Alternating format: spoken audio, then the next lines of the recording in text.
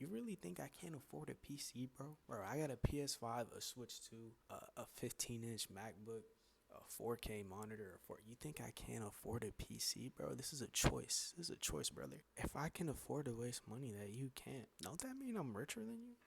Like, am I broke or do I got too much money to spend? Tell me. Let me know which one it is because honestly, bro, I'm confused. Like, where you gonna move the goalposts again? You gonna flip the story? Like, come on, tell me what it is, bro. One thing I've noticed a lot of PC players bash console players for is the fact that we are paying a monthly fee to pay online. And sure, that's true. Like, I can't deny that. We do pay $10 a month minimum to play online. But what if I told you it was literally so much more and you just choose not to see that? So basically, there are 3 PlayStation tiers. I'm just going to be talking about PlayStation Plus today. I could do another video on Nintendo Switch Online, which also offers insane value for only like what is it, like $4 a month or like $60 a year. But that's another thing. These are the 3 PlayStation Plus tiers. We got Essential, we got Extra, and we got Premium. But I'm gonna be focusing on Essential today since it's $10 a month, and that's just what I'm assuming that probably 80% of people have. So for $10 a month or $120 a year, beyond access to the online servers, you get at least 3 games minimum every month added to your account for free to have forever.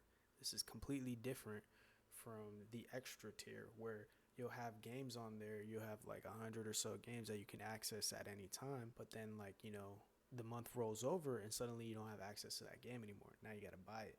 These games that PlayStation gives you every month, you get to keep forever, so long as you're paying the PlayStation subscription, of course. Of course, I got to add that part in there because they're not technically yours, but they won't go away on you on a random month. You kind of just, as long as you're paying for online, you got access to those games, which I think is cool because I'm going to pay for online anyways. They literally don't have to give you these games at all, mind you. Mind you, these are freebies. They're doing this because they're nice. They don't have to do that at all. So if you do the math, damn, my finger hurts from holding this shit. Golly, I don't know how y'all do this. My finger hurts. So if you do the math, that's 36 games a year that you get to keep. Whether it's hidden gems like Death's Door or Tunic or something like that, or big hitters like Jedi Survivor, 2K25, COD sometimes. Sometimes they'll give you a COD, like big AAA games. You slowly but surely build a legit library. I think I have like 300 or so games that I just never really paid for, but I have. And I found some really good games that way. And in my opinion, this alone kind of beats the PC Game Pass because, like I said, the games don't rotate or vanish. Once you claim them, they're yours. Now, let's go ahead and talk about the cost because PC players will continually roast and get on consoles and call us console players and call us broke for not being able to afford a PC. Like, you really think I can't afford a PC, bro? Bro, I got a PS5, a Switch 2, a 15-inch MacBook, a 4K monitor. You think I can't afford a PC, bro? This is a choice. This is a choice, brother. Anyways, I digress. But anyways, they'll be like, you can't afford a PC. Then they claim that we're wasting money on subscriptions, money that we don't have to waste. You're paying to play online. That's such a waste of money. Like, you're so stupid. If I can afford to waste money that you can't, don't that mean I'm richer than you? Like, am I broke or do I got too much money to spend? Tell me. Let me know which one it is because honestly, bro, I'm confused. Like, where you gonna move the goalposts again? You gonna flip the story? Like, come on, tell me what it is, bro. These are loose numbers. I'm not a mathematician, bro. With the average cost of a AAA game these days is like $70, $70, $80, right? If you take the essential tier of PlayStation Plus, just pay for it for a year, that's like $120, and you get 36 games. That's around $3.33 per game, which kind of equates to a Steam sale. The only part of it is like you're not actively going out to spend money on these games that you're not going to play. You're paying to access, online servers, which are arguably better than PC servers because they don't really have hackers. So you're paying to access these, and then you're getting 36 games, $120 worth of games added to your library for free. And that's not even accounting their retail prices. Bro, like, you can pay for 36 games individually. Let's see what 36 times 70 is. 2,520. You divide that by 120, that number is 21. That's 21 years of PlayStation Plus that you would have to pay to equal the amount of 36 games. That is insane value, bro. That is crazy. That is crazy.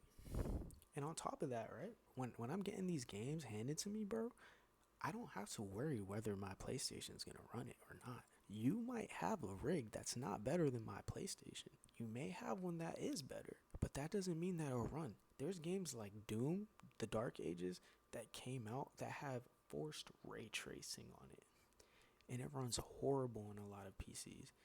Monster Hunter Wilds has had performance issues pretty much since the day it came out on PC. You don't really see that on console, from what I see. And on top of that, the Steam sales, like I'm not gonna hold you, these Steam sales are great. Being able to buy games at such a great discount is awesome, especially in this day and age where a lot of companies are greedy. But at the same time, it's a little bit predatory. Just like any sale is meant to make you spend money. You know, that's the whole point of it. They're not doing it to be nice. They're wanting you to, spend money that you wouldn't spend otherwise. Feel me? So, you guys are bragging like these Steam sales are crazy.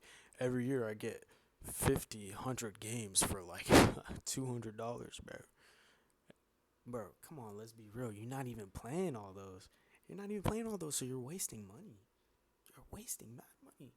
I say all this to say that PC has so many Phantom costs.